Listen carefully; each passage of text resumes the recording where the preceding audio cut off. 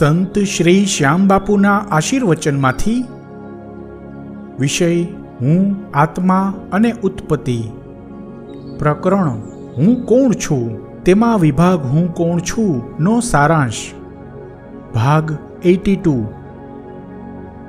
9મું જીવનનું અંતિમ લક્ષ્ય નો સારાંશ।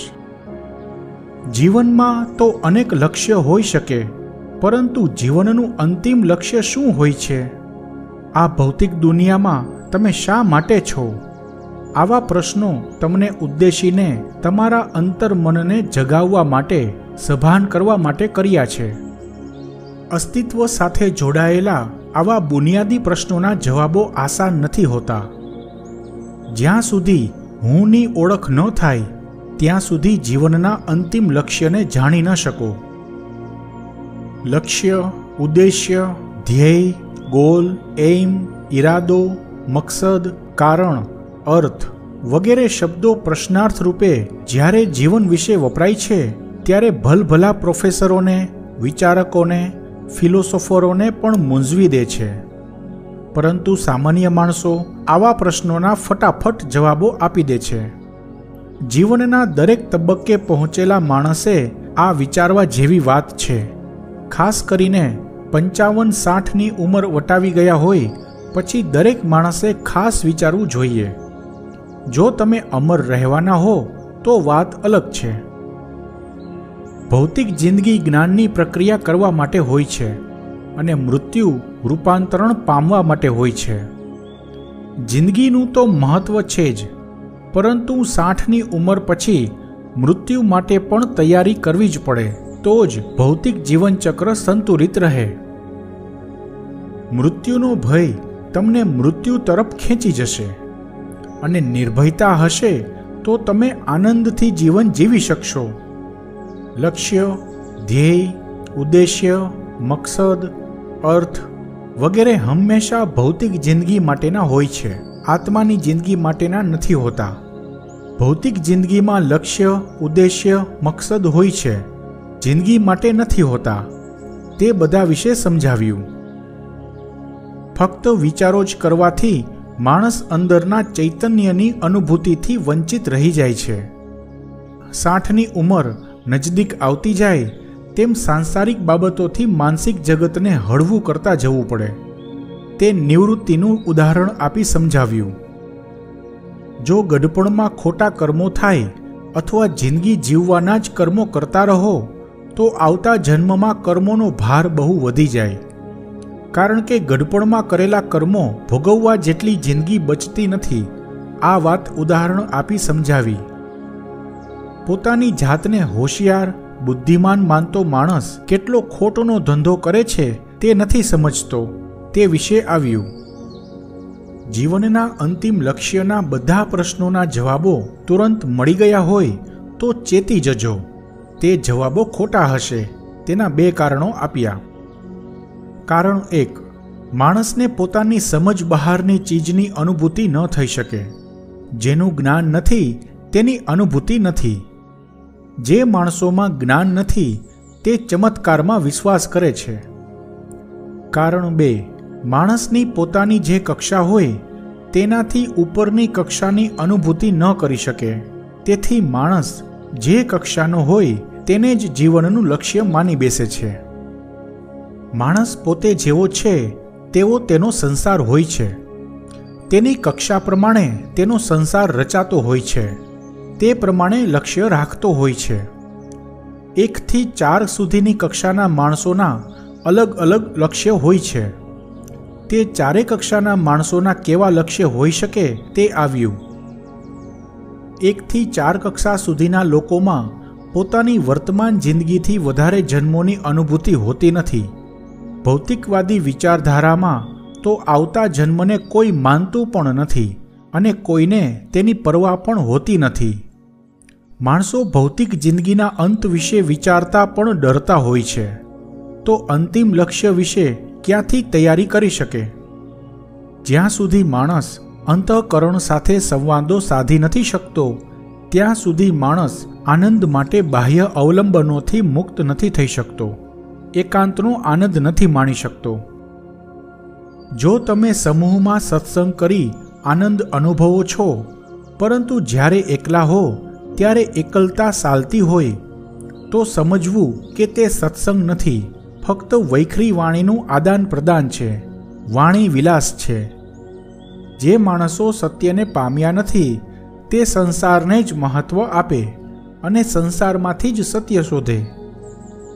જે લોકો અજ્ઞાનના અંધકારથી ઘેરાયેલા હોય છે તેને માટે શરીરના કે સંસારના સુખ દુઃખ મહત્વના બની જતા હોય છે, અને જે કોઈ જ્ઞાન દ્વારા સત્યને પામી ગયા હોય છે તેને માટે સુખ દુઃખ ગૌણ બની જાય છે. સંપૂર્ણ જીવન એટલે આત્માની એક જિંદગી થાય અને ભૌતિક જિંદગી તેનો એક અંશ માત્ર હોય છે. જીવનના અંતિમ લક્ષ્યના સત્ય સુધી 1 થી 4 કક્ષાના માણસો ન પહોંચી શકે. દરેક માણસો માટે જીવનના બુનિયાદી પ્રશ્નો એક પ્રકારની લૂપ બનાવે છે, પેરેડોક્સ સર્જે છે, ફરીને હતા ત્યાં જ પહોંચાડી દે છે. તેના વિશે આવ્યું ઉદાહરણ આપ્યું હતું. માણસ સકામ કર્મો કરતા ભાવથી કર્મો કરતો રહે છે. તે કર્મોની કાર્મિક ઉર્જા કાર્મિક લૂપને જન્મ આપે છે. 5મી કક્ષાએ પહોંચેલી હસ્તી માટે જીવનનું અંતિમ લક્ષ્ય શું હોઈ શકે તે વિશે સમજાવ્યું હતું. 5મી કક્ષાએ પહોંચેલી હસ્તી પરમાત્માને સમર્પિત થયેલી હોય છે, તેથી તેને માટે જીવનનું કોઈ લક્ષ્ય હોતું જ નથી. જેને આત્માની જિંદગી સુધીની અનુભૂતિ થતી હોય તે ફક્ત ભૌતિક જિંદગીમાં કોઈ પ્રકારના લક્ષ્ય રાખી ન શકે. આવી હસ્તી માટે આ જીવનનો ઉદ્દેશ્ય એ હોય છે કે પરમ મુક્તિ પ્રાપ્ત થઈ શકે તે માટે જ્ઞાનની પરમ કક્ષાએ પહોંચવું અને અંતિમ રૂપાંતરણ પામવું. પરમ મુક્તિ કે મોક્ષ કે અંતિમ રૂપાંતરણ માટે પોતાની ઈચ્છા ન ચાલે. માણસે સહજ ભાવથી સહજ રૂપે પોતાના કર્તવ્યો પૂરા કરવા પડે. પરમ મુક્તિ માટે પોતાની ઈચ્છાઓ પણ બાધારૂપ બને છે. ઈચ્છા છે તો મોક્ષ નથી, તે જ્ઞાન 5મી કક્ષાએ પહોંચ્યા પછી અનુભવી શકાય છે. 5મી કક્ષાના મહાન સંત તો ઈશ્વર રાખે તેમ આનંદથી રહે છે. 5મી કક્ષાની હસ્તીને કશું જ પોતાનું નથી લાગતું, છતાં કંઈ પારકું પણ નથી લાગતું. હું કોણ છું આ પ્રશ્ન જ નથી રહેતો, જવાબ મળી જાય છે, હું જ છું. હું કંઈ જ નથી, જે છે તે પરમાત્મા છે. આવું જ્ઞાન થઈ જાય છે, અહંકાર ઓગળી જાય છે, ત્યારે તેમાંથી ઉત્પન્ન થાય છે હું. તે બધા વિશે સમજાવ્યું હતું. કર્મો અને કાર્મિક ઉર્જા વિશે સમજાવ્યું. જિંદગી એ પ્રક્રિયા છે અને મૃત્યુ એ પરિણામ છે. આ વર્તમાન જિંદગીનો સ્વીકાર ન થાય તો પણ મૃત્યુ પછી રૂપાંતરણ ન થઈ શકે. મૃત્યુના અલગ અલગ પ્રકારો વિશે આવ્યું. કેવા મૃત્યુથી રૂપાંતરણ થાય, કેવા મૃત્યુથી બદતર જિંદગી મળે, તે બધા વિશે સમજાવ્યું હતું. તે આખી વાત સમજવા માટે સોનાના આભૂષણનું ઉદાહરણ આપ્યું હતું. 5મી કક્ષાએ પહોંચેલા સંતને મૃત્યુનો ભય એટલા માટે નથી હોતો કે મૃત્યુમાં તેને પરમ મુક્તિ દેખાય છે. મૃત્યુ એ પરમ મુક્તિનું પ્રવેશદ્વાર હોય છે. 5મી કક્ષામાં 2 જન્મો આવે છે. તેમાંથી 5મી કક્ષામાં બીજો જન્મ ચાલતો હોય તે મહાન હસ્તીનો તે છેલ્લો જન્મ હોય છે. માટે મૃત્યુ એ અંતિમ રૂપાંતરણ હોય છે. 5મી કક્ષાના મહાન સંત માટે આ ભૌતિક સંસાર બંધન લાગે છે. કેદખાનું, જેલનું ઉદાહરણ આપી સમજાવ્યું. જીવનનું અંતિમ લક્ષ્ય અંતિમ રૂપાંતરણ હોય છે, પરમ મુક્તિ હોય છે. પરંતુ માણસ પોતે આ રીતે લક્ષ્ય રાખી ન શકે. પોતાની એવી ઈચ્છાઓ જ બાધારૂપ બને છે. જિંદગીનો પૂરેપૂરો ખેલ કાર્મિક ઉર્જાનો હોય છે, એટલે કે કર્મોનો હોય છે, અને આ ખેલ જ્ઞાન દ્વારા ખેલાતો હોય છે.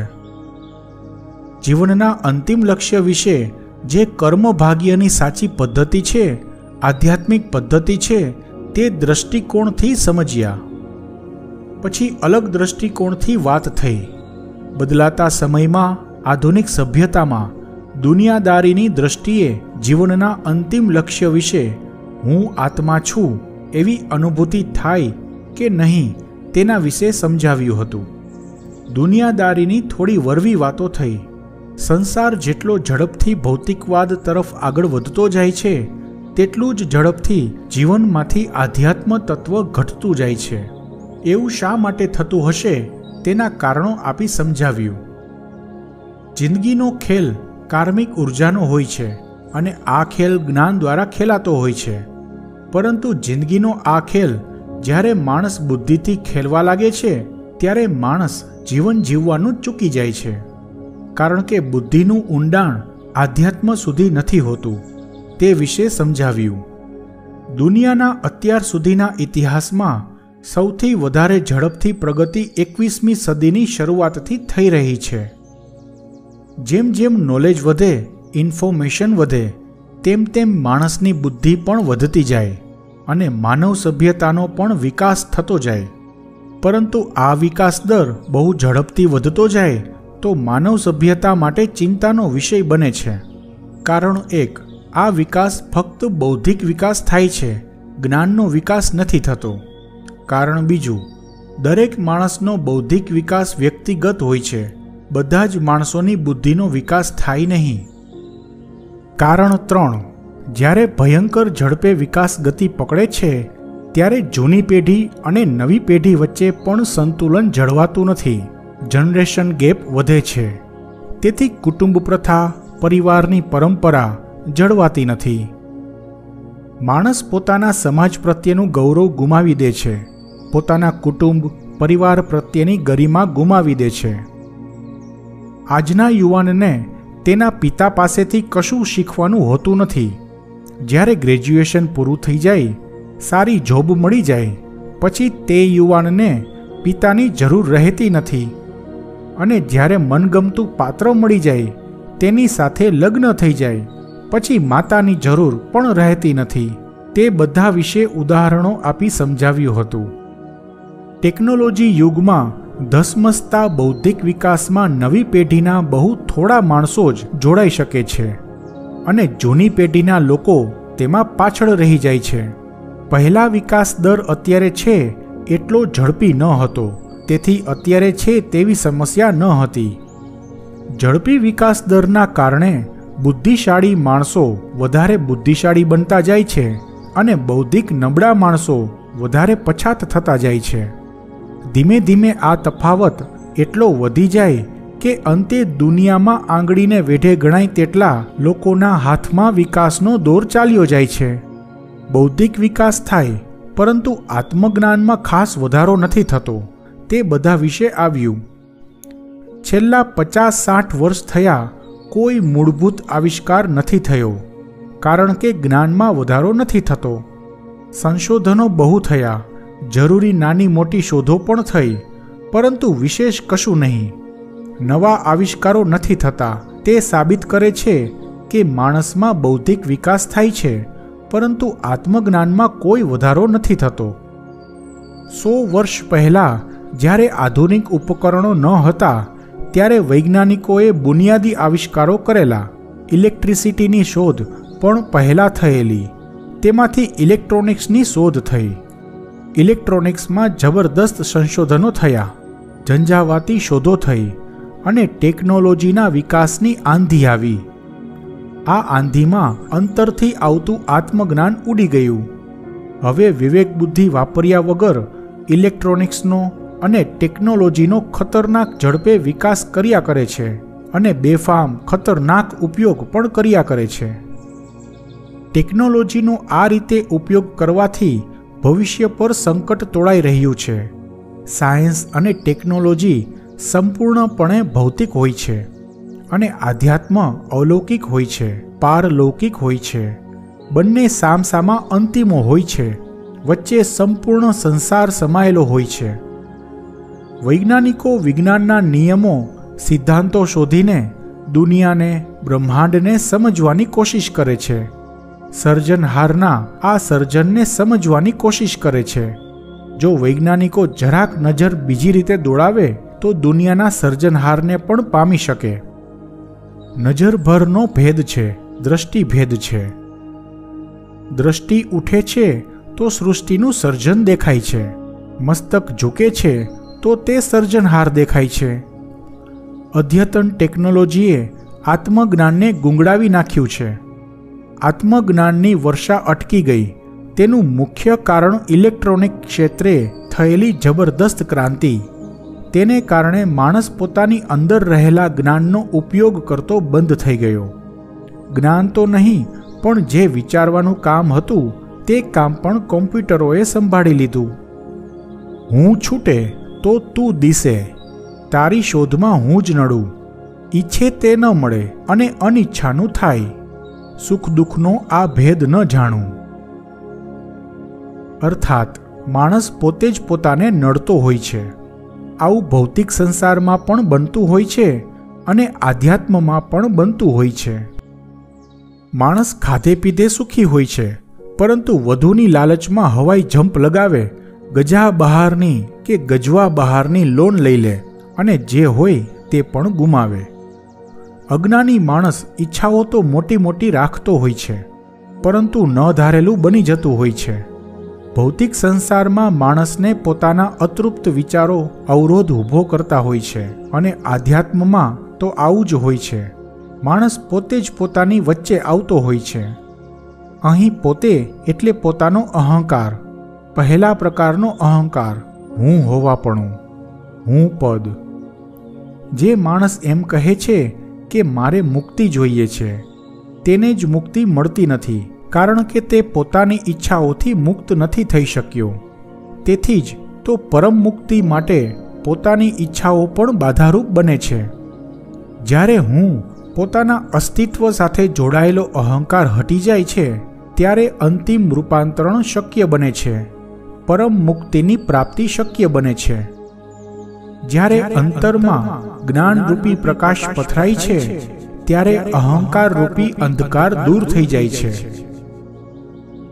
આવતા અંકમાં પણ વિભાગ હું કોણ છું નો સારાંશ ચાલુ રહેશે.